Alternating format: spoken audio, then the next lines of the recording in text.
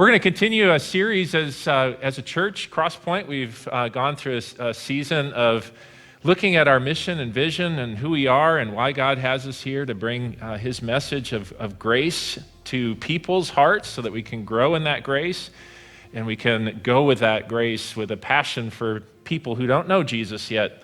And we've been working through a series on values that we've chosen to live among each other, and I pray also are ones that you can incorporate in your own life. And we will review all of those briefly when we start the message so you can kind of see if you can remember the ones we've covered. But today we're going to talk about being culturally relevant, or how do we bring the timeless gospel in a timely way to people that are different, are changing, are the same, are part of a culture around us. And so we want to look at sharing God's word in an understandable, a relatable way.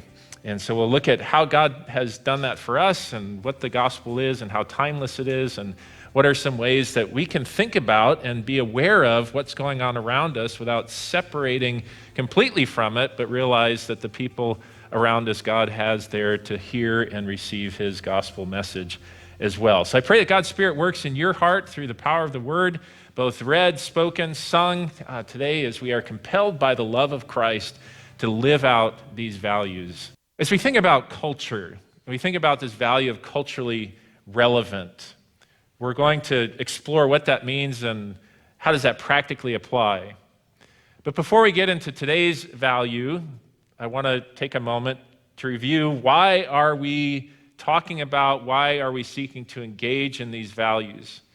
We've titled this series Compelled, based on 2 Corinthians 5, verse 14. For Christ's love compels us, because we are convinced that one died for all, and therefore all died. That we know that the reason and the motivation and the power to live these values comes from the cross of Jesus. And because of his significance in our heart, in our lives, in our eternity, that is what motivates and compels us to live these values internally and externally. So what are the values that we've covered? I'll put the blanks up on the screen, including the one from last week. Give you a minute to think in your own mind what they are. If you've missed some of these, they're on our sermon archives. You can go back and review them. The first one, persistent prayer. We're a people of persistent prayer. Second one, unconditional love. We don't attach conditions to our love, just like God does not attach conditions to his. The third one, visible grace. That we bask in the goodness and the gift of God in regard to our forgiveness and our salvation, but we also want to let that be visible as we interact with one another. Fourth one,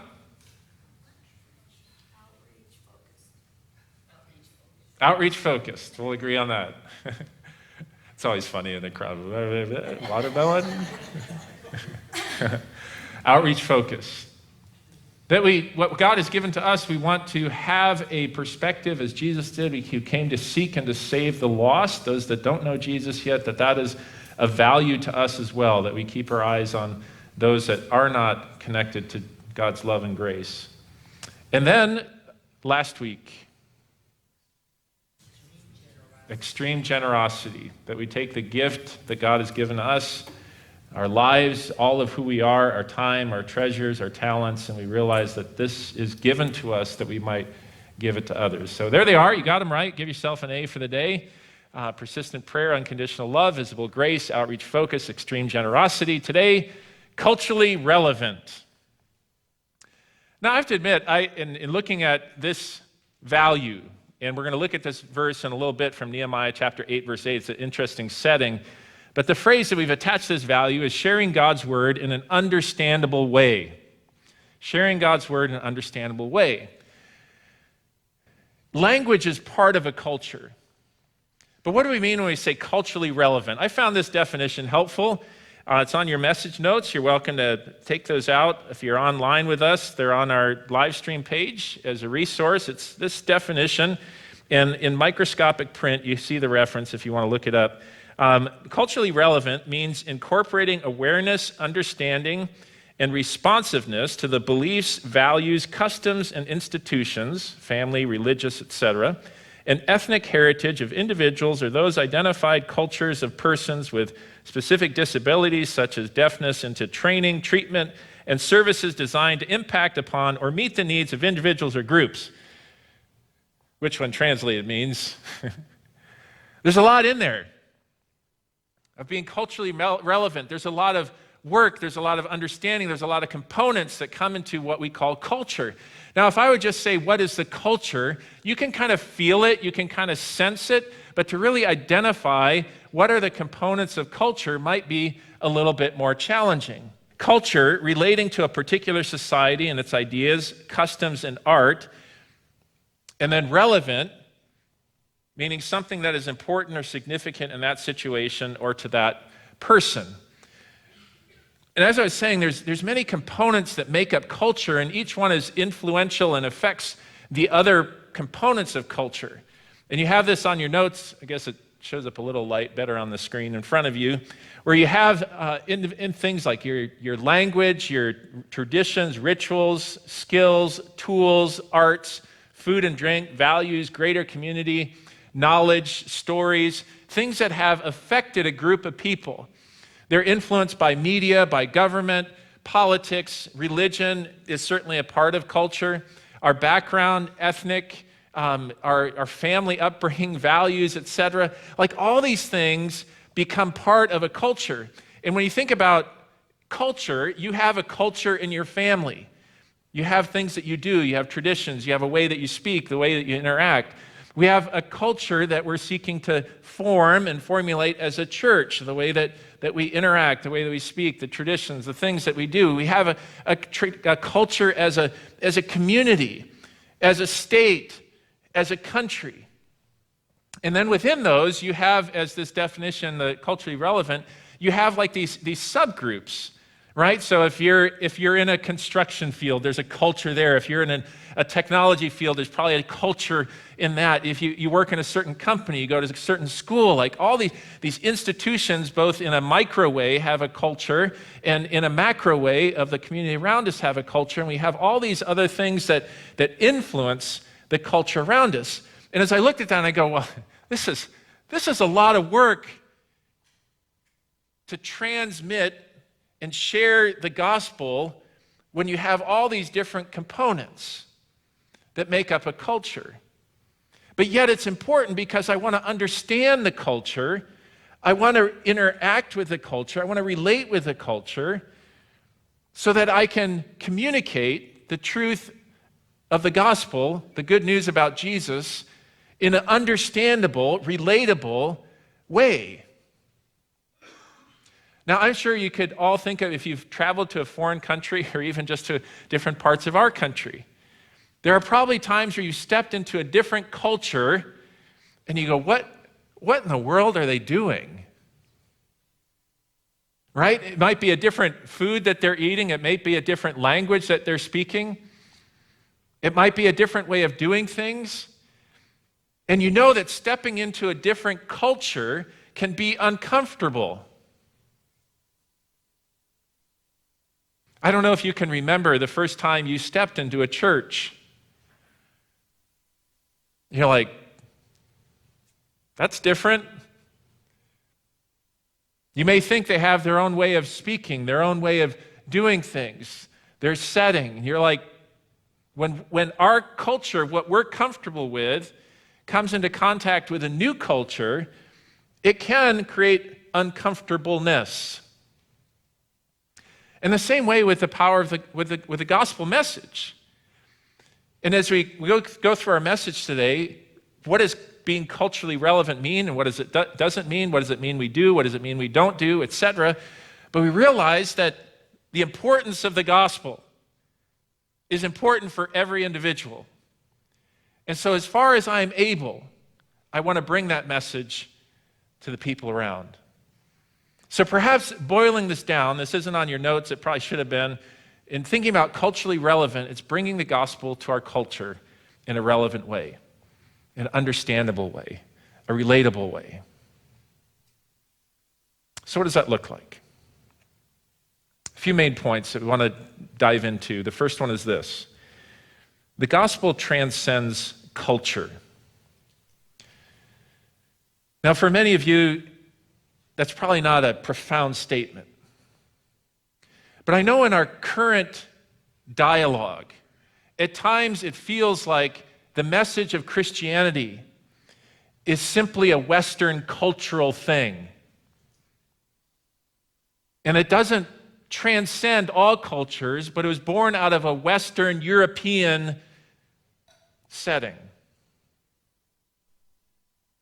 And while the Western European setting certainly has an influence on our American Christianity, it's important to remember as God's people to not buy into that, but that the gospel transcends culture. Now, how can we say that? There's 3 passages I picked out that have this all-inclusiveness to the message of sins forgiven in Jesus Christ. That means that this message is for all of you here, all of you in Georgetown, all of you in Texas, all of you in the United States, all of you in the world. And this is important because if it was merely meant for one culture, one people group, then this wouldn't be particularly value to engage in. Romans chapter 3, verse 23 says, all have sinned and fall short of the glory of God. Throughout the scripture, sin has affected every person. And you read through the Old Testament, you read through the New Testament. It wasn't just the Jewish people that struggled with sin. It wasn't just the Greeks in the New Testament. It wasn't just the Babylonians. It wasn't just the Moabites. It wasn't just these different people. Everybody has a sinful nature that is accountable to God. And whether they recognize it or not might be another question. Whether every culture recognizes accountability to God, I would venture to say they do. How they deal with that is another discussion for another time, but the reality is all have sinned. Sin affects every person of every culture of every time. And so the solution to sin is also universal. And while different culture and different people groups will say, well, I've done something wrong and I have to do this to make it up, and some are more driven by shame and some are driven more by guilt, and there's different cultural dynamics that are part of that. The reality is we're all trying to find a solution for sin. We're all trying to appease our conscience before whatever we've termed God. In John 3:16, that very familiar passage, God so loved the world. God did not limit his love and his solution to sin to one people group. He gave it for the world. That whoever believes, that's universal, that's for every individual, every time, place, nation, should have eternal life. This gift, this promise, this solution is for all. And that's why Jesus, as he left this earth and commissioned his disciples, his followers, he said, therefore go and make disciples of all nations. Even though Jesus spent a majority of his time in the nation of Israel and the Jewish people, he interacted with those that weren't Jewish, but he sent his disciples to the world. He says this message is not intended to stay with this culture group, with this people group.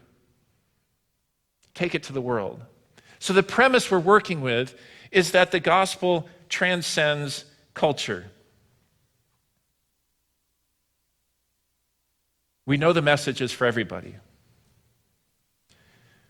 But how that message is communicated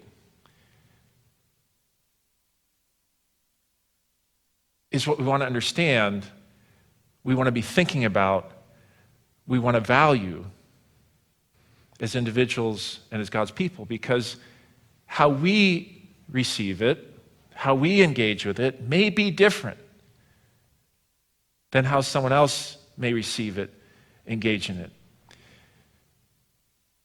The second main truth that we want to consider today is this: transmit the gospel to every culture. Because the gospel transcends every culture, that means we want to transmit, we want to bring the gospel to every culture. The Apostle Paul in the New Testament is one that did all he could to bring the truth of the gospel to different cultures, different peoples, different backgrounds. In 1 Corinthians chapter 9, verse 19 and following, a passage perhaps familiar to you, but it brings out this truth of, now, what does it take to bring this gospel to every culture? He says, though I am free and belong to no man, I make myself a slave to everyone to win as many as possible.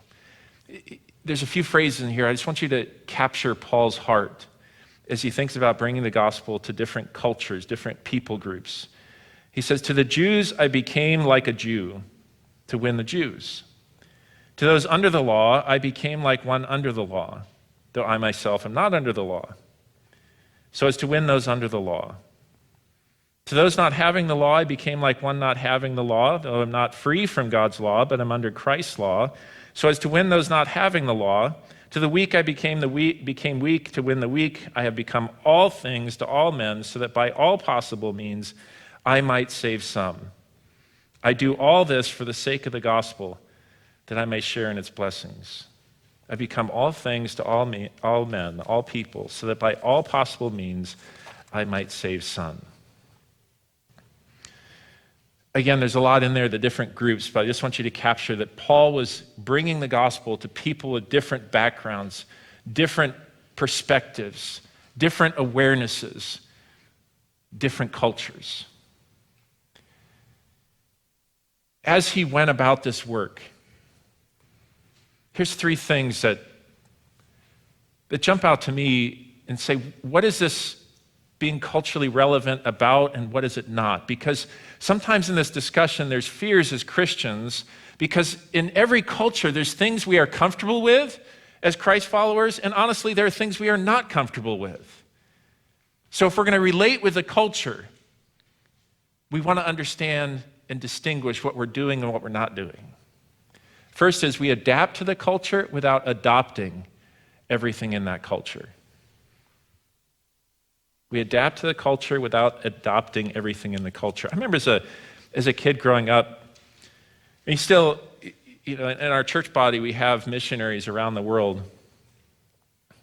And as you hear these missionaries come back, and what the memory stands vividly from, I don't remember who the missionary was, but he ministered, and I think it was in Zambia, Africa, and he came back with a video of what worship was like in Africa. And it's like a 2 to 3 hour gathering. A lot of dancing, a lot of chanting, very vibrant dress and decor in some of the tribes. But I think for those of you part of our Lutheran tradition, still sang the Gloria Patri, the glory be to you, God on high. And there were things that were that was their expression of faith. But then going through seminary, it's if you'd have chancel dance, you were forbidden from being a pastor if you did dancing in the church. And there was this incongruence that said, well, how come it's okay in Africa, but it's not okay in America? And those are some of the things you wrestle with when you want to engage in a culture and adapt to the culture without adopting everything about that culture. Because also part of that missionary's presentation is they talked about spiritism and shamanism and voodooism and the way that much of the religion was on superstition. And it wasn't like they took Christianity and say, okay, let's kind of communicate it in the superstitious voodoo ways and let's give everybody a Jesus voodoo doll and they can, whatever. They didn't adopt that because it wasn't part of the Christian faith, a part of the Christian truth. But where there was flexibility, he became all things to all people and adjusted the template of worship to engage in the customs of that culture without compromising the message of Christ.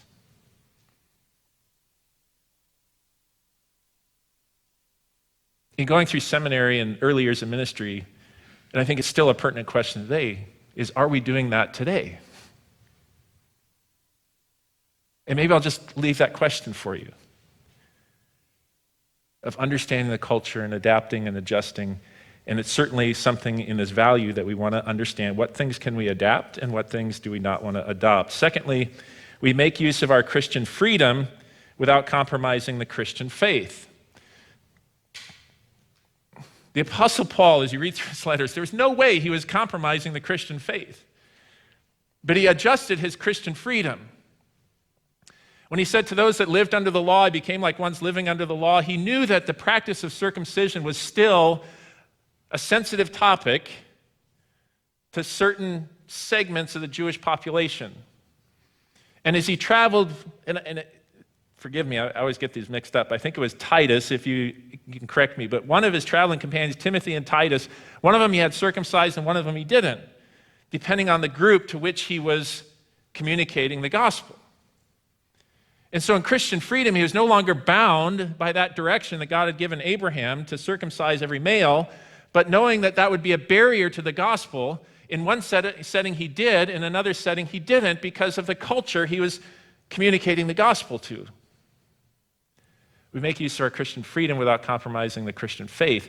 A humorous story that when I was in college, over spring break, we do these travel canvas witness, and we go to different churches and help them out with outreach and do a little bit of canvassing in the neighborhoods. And we are in the upper part of Michigan, and the story has no condemnation to the upper part of Michigan. But we are, college age, and we came across this group of college age students, and we got talking, and they asked about, what are you doing? And say, well, we're preparing to, go be pastors and that sort of thing. And let's just put it this way, that you could tell that they were just kind of hanging out with certain substances. Let's just put it that way. And so as we were engaging them in conversation, they're like, dude, do you like smoke weed so you can relate with the people who smoke weed? Like, no, it's not exactly, but we want to understand and engage in those people, but we're not going to engage in something we know is harmful and not God-pleasing and not legal at that time in that place to relate with someone who's doing that. So we're willing to be in that setting, but we're not going to compromise our Christian faith in order to be in that setting. So we make use of Christian freedom without compromising the Christian faith. And third, we leave our comfort zone to reach those leaving Christ. We leave our comfort zone to reach those leaving Christ.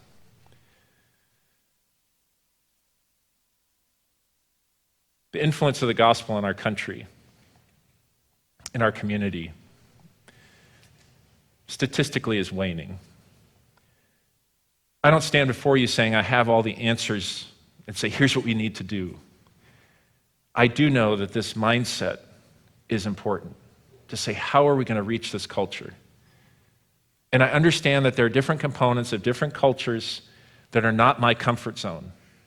But as the Apostle Paul said, I'm willing to step into their shoes, into their arena, to understand their culture, their dynamic, for the sake of the gospel. And the cool thing is when we engage other cultures and we seek to understand that culture and communicate the gospel to that culture, we share in the blessings of the gospel. It's cool to see the gospel at work in Africa. It's cool to see the gospel at work in Michigan. It's cool to see the gospel at work in Texas. It's cool to see the gospel at work in Georgetown. It's cool to see the gospel at work here at Cross Point. We want to transmit the gospel to every culture. Secondly, as we do that, we may have to translate the gospel to every culture. Even just the term gospel, right? It's we have our lingo, right? We could say Christ is the atoning sacrifice that brought redemption and salvation to all people. You're like, what? Now, if you've been part of the Christian faith, you're able in your mind to translate that. So some of it is practical, of just explaining words, etc. But when we translate the gospel to every culture, we have to understand that culture well enough to say, how am I going to communicate this truth in a way that is understandable, relatable to that group of people? Here's 3 examples from Scripture. First of all, people have to understand what it says. I didn't live through the transition in our Lutheran heritage of moving from German to English. But talking to a few people that did, it was tough in many settings. Because the German language had been instilled in people as this was the language of God type mindset. And so to move to English was moving away from the inspired Word of God, or moving away from the German translation that Martin Luther crafted to an English translation was a big deal. But kids weren't growing up learning German. And if I would stand up here and talk to you in German, which I wouldn't be able to, maybe a little bit, you'd be like, I'm not coming back to that. Like in Luther's day, you would go to church and the priest would speak in Latin even though you spoke in German. Okay, you did your time, but you didn't get anything from it. And then we moved to the King James Version, and maybe the King James Version still speaks to your heart, but I remember trying to teach early years, or understanding like these and thous and wherefores and all the words of the Old English. Like even the English language, some of that has to be translated. And words that we use here in Texas are not words that we used up in Minnesota or in North Carolina, right? So language is a big deal of just the words that we use. In Nehemiah chapter 8, and this is a section we chose for this value, it's a fascinating setting because it's later in Israel's history, and Nehemiah was the one that God used to rebuild the wall of Jerusalem after the captivity. So we're late in Israel's history, and it had been a while since the book of the book of the Lord, the law of the Lord, the scriptures had been read to the people because they had been living a generation or two in Babylon and Persia, etc. And now they're coming back to Israel, and there were things that were part of that Hebrew text that now those that had been raised and understood in a different language, they didn't fully understand. So as this group of Levites gets together, you just have to translate their names first, you read them, they instructed the people in the law of while the people were standing there, which is great. But I love this next phrase. They read from the book of the law of God, making it clear and giving the meaning so that the people could understand what was being read.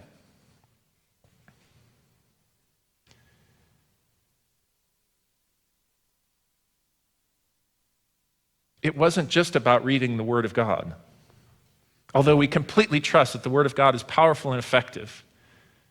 But God uses language to communicate His truth to the ears and hearts of people. And if I leave hearing the Word of God without understanding it, what it says to start with, I don't even understand the vocabulary, I don't even understand the words, it's not going to affect my heart and my life. So part of translating the gospel into every culture is helping people understand what it says. Building on that, this group of individuals at Nehemiah, as they read the book of the law, gave it meaning. And that's the second key thing to translating the gospel to every culture. People have to understand what it means. Another example is Acts chapter 8, where the apostle Philip was given direction by the Spirit of God to interact with this Ethiopian eunuch who was a believer in the Lord, and he was reading the scripture after he had visited the temple and was returning to Ethiopia. Philip ran up to the chariot and heard the man reading Isaiah the prophet. Do you understand what you are reading? Philip asked, how can I, unless someone explains it to me? So he invited Philip to come up and sit with him. How many times have you read the scripture, you read a portion of scripture, you understood what the word says, but you have no clue what it means? I've been there. I think we've all been there. Right? That's where commentaries, another Christian, a pastor, some other resource to help us understand what that means. God used Philip in that setting to explain a word of Isaiah that talked about Jesus, The Lord laid on him the iniquity of us all. It appears that the Ethiopian eunuch was reading from Isaiah chapter 53, and he says the person he's talking about is Jesus Christ, and Jesus Christ is the one who carried your sins to the cross. We don't know all the explanation that Philip gave, but the end result was the Ethiopian was baptized into Christ, became a follower of Christ, and God used the meaning that Philip gave to the Word of God in a way that the Ethiopian understood, could relate with, hold on to, believe, and now live. And perhaps the third one is where the rubber hits the road. Why does this matter? Right? I can understand words, I can know what it means, but I think we all ask the question, so what? That question's been drilled in my mind over the years. We have the Word of God, we can understand what it means, but why does it matter? And I think as we think about the culture around us, that's an important question to say, okay, here's a timeless truth. Why does it matter to this group of individuals, to this individual, to this culture? The Apostle Paul, again, is a great study of reaching different cultures. In Acts chapter 17, he's in Athens. Now we know that Paul engaged with the culture because it's not part of these words, but he quotes the poets of Greece. He knew things about that culture. He knew what was going on in that culture, perhaps a student of that culture. And as he interacts with the people in Athens, he says this, "Men of Athens, I see that in every way you are very religious." Right? So he observed the culture around him. And if you've ever been to Athens, especially around the Acropolis in that area, there are ruins of Greek temples all over the place. And you can visualize what the Apostle Paul saw in its heyday, in its glory days. As he walked around Athens, he said, I see that you're very religious, that religion is important to you. Right? And you can maybe just translate that and say, what is important to a culture? I can see that family is very important to you. I can see that productivity is very important to you. I can see that relationships are very important to you. I can see that your car is very important to you. I can see that what? What do you observe about the culture around you? For as I walked around and looked carefully at your objects of worship, Paul didn't just walk through a community without observing what's going on. He paused enough to read the inscriptions, to ask, what goes on in that temple? What God are you worshiping here? What is that all about? Right? It certainly appears like Paul is an inquirer of what's going on in that culture. For as I walked around and looked carefully at all your objects of worship, I even found an altar with this inscription, to an unknown God. Now, what you worship is something unknown, I'm going to proclaim to you. What I hear in that is, here's something that's important to you. And I'm going to take what's important to you, and I'm going to engage in a conversation of why what I'm about to say matters. I want to make known to you what you worship is unknown. That's why this matters. The Apostle Paul then goes on to explain the true God. Because all over Athens, the one thing they didn't have was a temple to the triune God. Why does it matter? We begin to ask questions and answer questions with the message of Scripture, and answer questions such as, what void am I filling in someone's life? Perhaps in that culture, perhaps in that setting, someone has an emptiness within. So, after listening and hearing what you're saying, it seems like there's just kind of an emptiness. And you have a dialogue. And perhaps it's an emptiness that you have found that Christ fills. Perhaps it's answering a question. Why is there so much evil in the world? How come bad things happen to good people?